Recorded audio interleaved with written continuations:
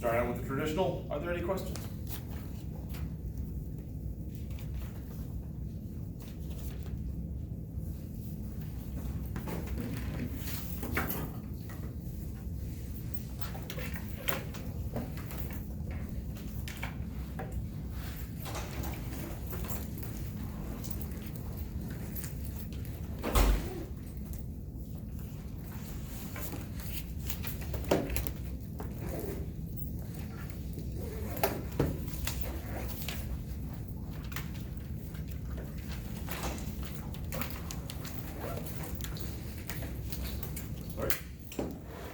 Last left off, we had dealt with momentum. Quick review, what's the formula for momentum?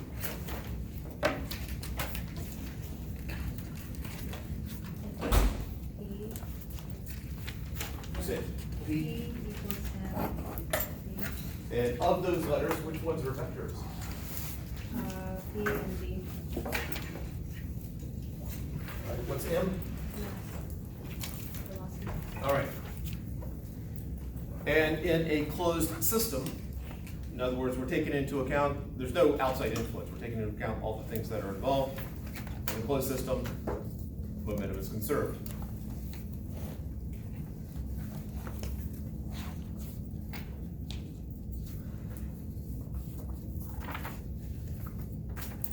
There's one other equation that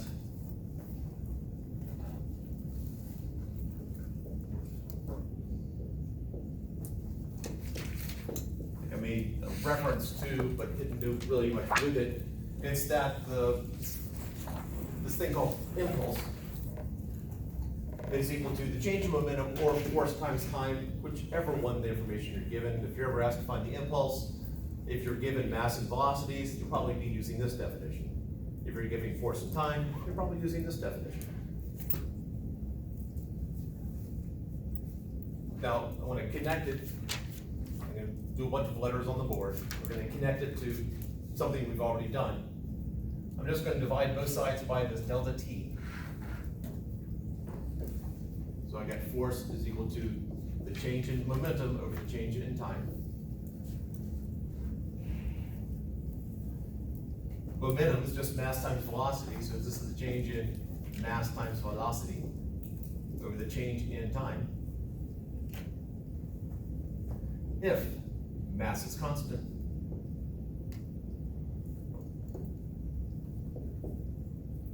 then this is equal to mass times the change in velocity over change in time.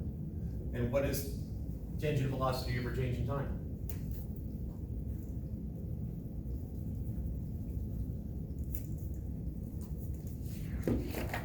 Probably a good thing to know considering the test is next week.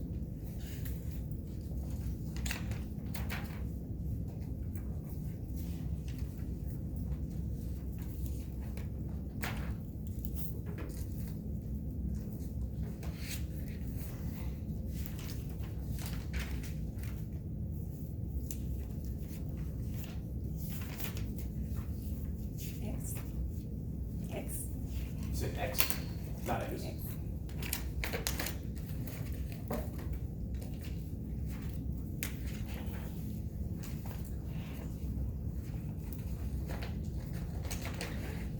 Pardon? Yeah. Acceleration. Somebody just said it. Acceleration. Acceleration? Yes. It's just Newton's second law. All this is just the fancy version of Newton's second law.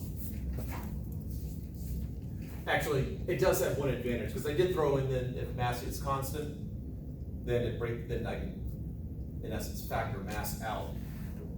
We get that. However, if mass is not constant, this still holds true. So this actually is the more generalized form, whether you like it like this or like that. It's the generalized form of Newton's second law. Newton did not take into account changing mass, to my knowledge.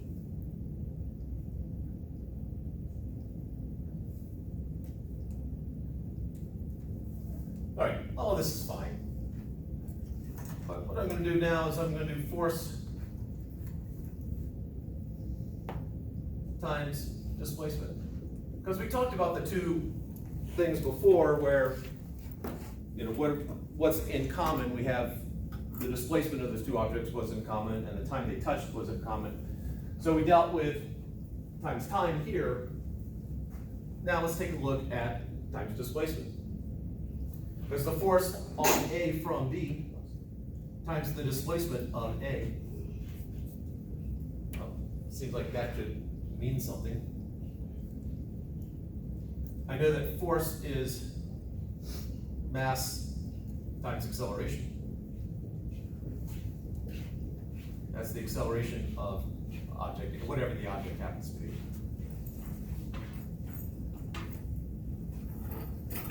So the question is, what is this acceleration times displacement? Let's take a gander at that. And notice there is a dot in between it. The dot's there on purpose. That it is known as a dot product. Because I don't think we've talked about multiplying vectors yet. We've done addition of vectors. We've dealt with subtraction of vectors. Let's talk about multiplication of vectors.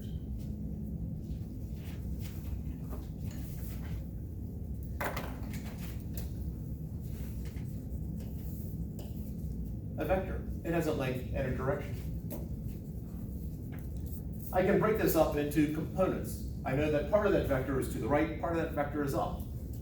So if I break it up into components, we have part of it is to the right, and part of it is up. And we basically form a triangle. We've dealt with this in Master Set 2 when you had the two forces acting on it. What's the magnitude? Well, in that case, you had the two sides and you found the hypotenuse. Now, if I have the hypotenuse, it is possible, if I know the direction, to figure out these two sides. I'm going to call this vector A. And here, I got vector B. And I'm going to break it up. I know some part of it is this way and part of it is that way. Now when I multiply these two vectors, well, I got two pieces here. I've got this piece, and I got two pieces here. And what I multiply by which depends upon the type of multiplication. So if I'm using a dot product, also known as a scalar product, and also known as an inner product.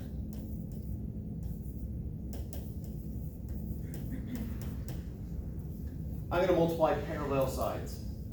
So this is multiply parallel sides.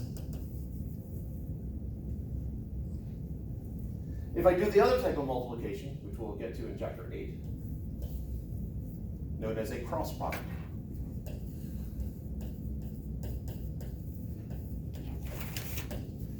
Also known as a vector product. And also known as an outer product.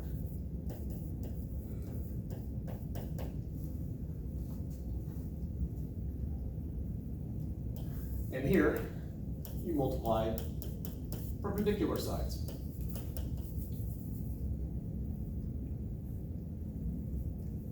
Now another big difference between these two is this one produces a scalar. What does that mean?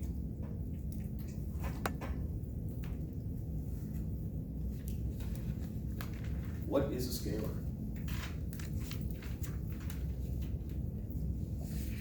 Or how is it different than a vector? Right, spot on. All right. So when I do a dot product, I end up with something without a direction. So if I do that dot product over there, I'm going to end up, there's not going to be a vector symbol over it. Here, what kind of answer do you think I'm going to get?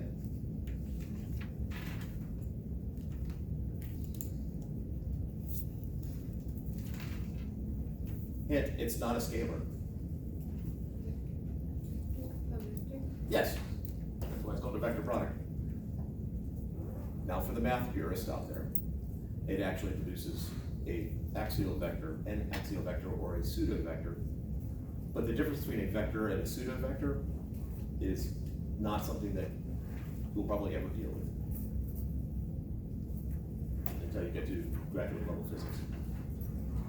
So for those doing graduate level physics, it creates a pseudo vector or axial vector. Everyone else, vector's fine. All right, so let's concentrate on the dot product thing here. So if I multiply parallel sides, so if I have a vector A here, and I got a vector B here, and I'm going to multiply them. Well, I would break A up into its parts. And then whatever length that is, I would multiply times that length. So if this is, let's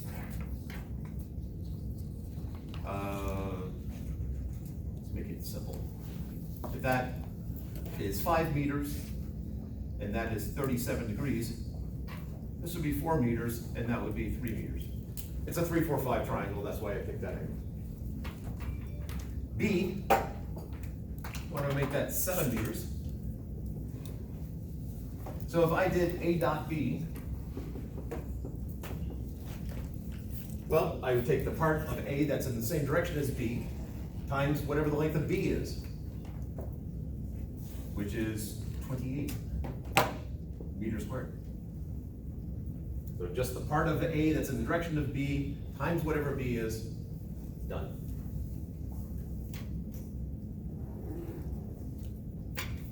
This is more complicated than what we need for this, but let's simplify it.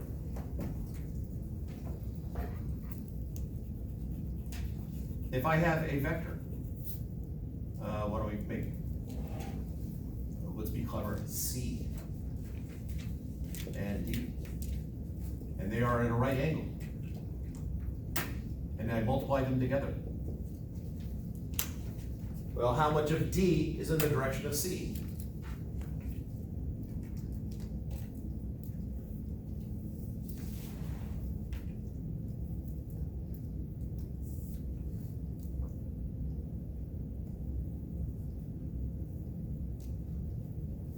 Another way that you can look at this. Over here, if I wanted to figure out how much of A is in the direction of B, if I imagine that I've got something physical, a physical arrow here, and I shine the light from up above, this would be the length of the shadow. So in this case right here, I got an arrow going this way and an arrow pointing straight up. If I shine the light from above, how big would the shadow be that D casts on C?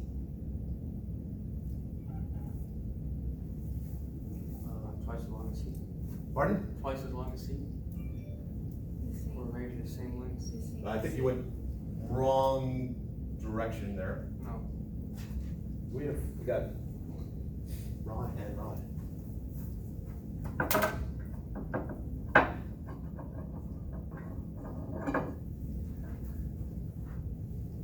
This will be C. This is D. Imagine a light above. How much shadow is this thing going to cast? Pardon? I mean that full length there? Have you ever looked at your shadow when the sun's right overhead? No, there's none. There's none. There's no shadow there.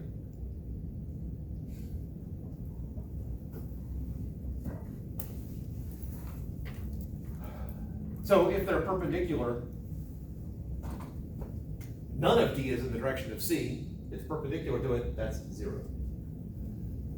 So if I got perpendicular vectors, the dot product is 0. If I have vectors in the same direction, well, let's suppose that it's C dot C. So if that's C right there, and I multiply times itself, how much of the shadow now?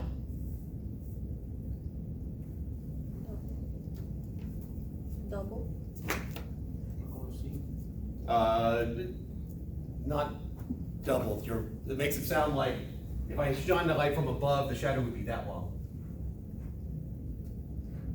I don't know if that's what you intended. How long would the shadow be? Oh, C. Yeah, all of C. It would just be that much. So I multiply that much of c times that much of c, which is, in essence, all that is just c squared. Whatever the length of c is. Somewhat abstract, let's be more specific. I hat dot I hat. First off, what is the length of the unit vectors?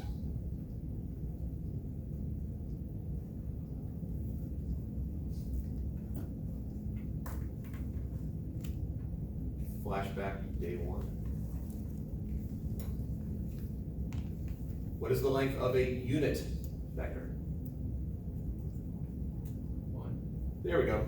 So this would just be, well, multiplying times itself, this would just be 1 times 1, which is 1. I hat dot j hat. Same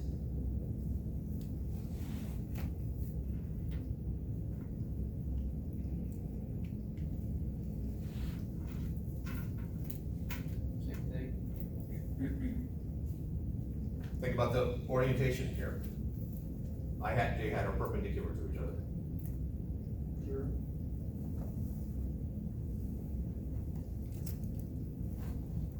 Suppose I did j hat dot I hat. Same thing. I think it was whispered very quietly. Yeah, same thing. Yeah, same thing. The order doesn't matter when you're doing dot products. It matters for cross products, but not for dot products. Or for the math purists out there, the commutative property of multiplication holds for dot products. All right, we now have all the background that we need. So if I have any vector times itself, it's just that squared. If I do a dot product, if I do perpendicular components, dot product, it's 0.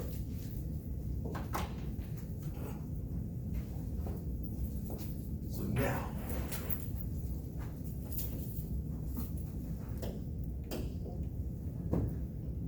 I got mass times acceleration times displacement.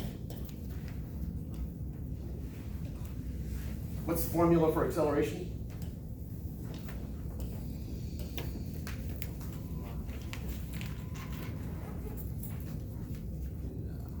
Displacement of velocity versus velocity over Time. What did you say a word in front of velocity? Yeah, I'm trying to. Remember what that It's on means? the board, right? Yeah, it is on the board, right, Velocity, somewhere. Displacement is E something. The delta, Actual- that's a delta for a change. Oh, okay. Change in velocity. So that's the change in velocity Yeah, over the change in time. yeah. Average velocity? What do I find average velocity?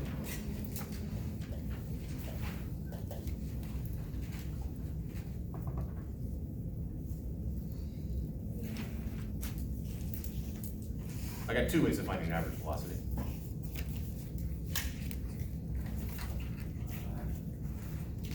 There's the formula that always works and the formula that's true for constant acceleration.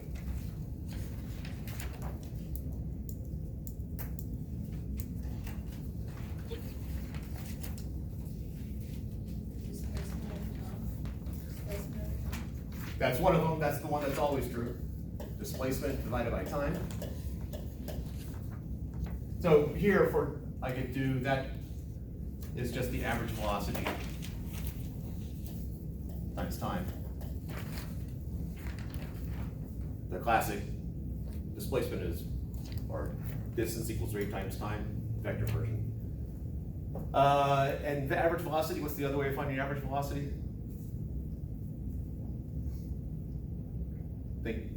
How do you average?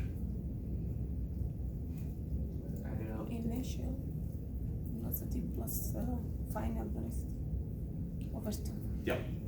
So the other way of, just take the initial and final velocity, divide by 2. So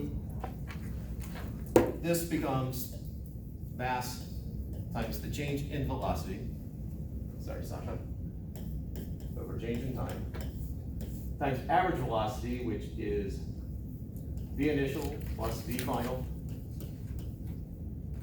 over 2 times time. That's just the average. Let's see if I can get it brighter there. I'm gonna get rid of some stuff here. The delta, I have delta t in the bottom and delta t on the top, so those can cancel out. The 2 is just a number, I'm gonna bring that out front. Instead of dividing by 2, I'm gonna multiply by a half. So I got 1/2 m times. How do I find change in velocity?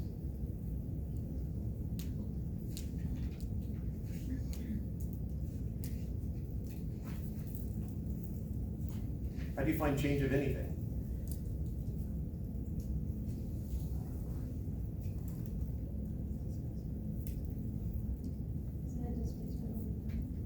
I'm looking for just in general, if I start out at 5 meters per second and I go to 20 meters per second, positive to positive, what's my change? Subtract. I go from positive 5 meters per second to 20 meters, positive 20 meters per second. What's my change in velocity? 15. How do you get 15? Subtract. Which one from which? Big from final from initial. Yeah, it's final minus initial. So if that's negative 20, it's negative 20 minus 5 or negative 25. So it's final velocity minus initial velocity. Oh, there should be a dot right there. Dot right there. Dot the initial